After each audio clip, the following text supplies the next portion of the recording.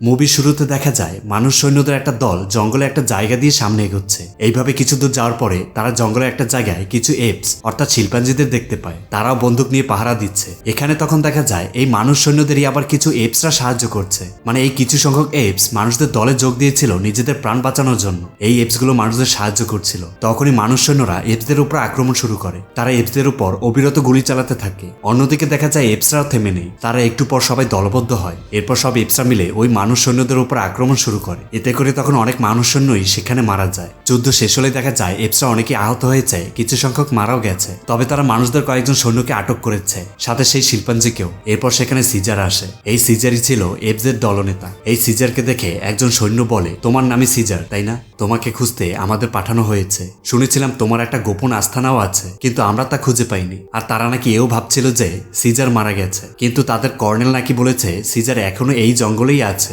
তখন সিজার জানায়, আমি এই যুদ্ধ শুরু করিনি। মানুষরা মানুষদের মতো থাক আর এপসরা তাদের নিজেদের মতো। তাহলে মানুষ কেন তাদের সাথে লড়াই করতে আসে? এপসরা তো শুধু নিজেদের রক্ষা করছে। এরপর দেখা যায় সিজার ওই সৈন্যদের ঘোড়ায় করে ছেড়ে দেয় আর বলে, তোমরা তোমাদের কর্নেলকে বলো সিজার এখনো বেঁচে আছে আর তারা এই বনেই থাকতে চায়, যেন কোনো যুদ্ধ বিদ্রোহ না করে। এই হত্যাকাণ্ড তারা আর চায় না। এটা বলে সিজার ওই সৈন্যদের ছেড়ে দেয়। এইখানে থাকা সিজারের সাথে এই এপসের নাম মিউরিস।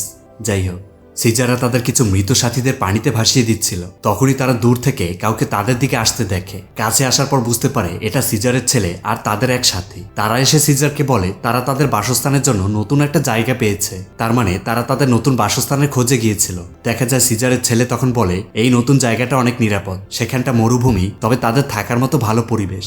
অনেক দূরের পথ, তাই তারা আজ রাতটা এইখানে থেকে কাল সকালেই রওনা দিবে। তবে সেখানে থাকা এই অ্যাপসটির নাম ছিল উইন্টার। এই উইন্টার খুবই ভয় পেয়ে আছে ওই মানুষ সৈন্যদের ওপর। সে বলে তাদের এখনই রওনা দেওয়া উচিত।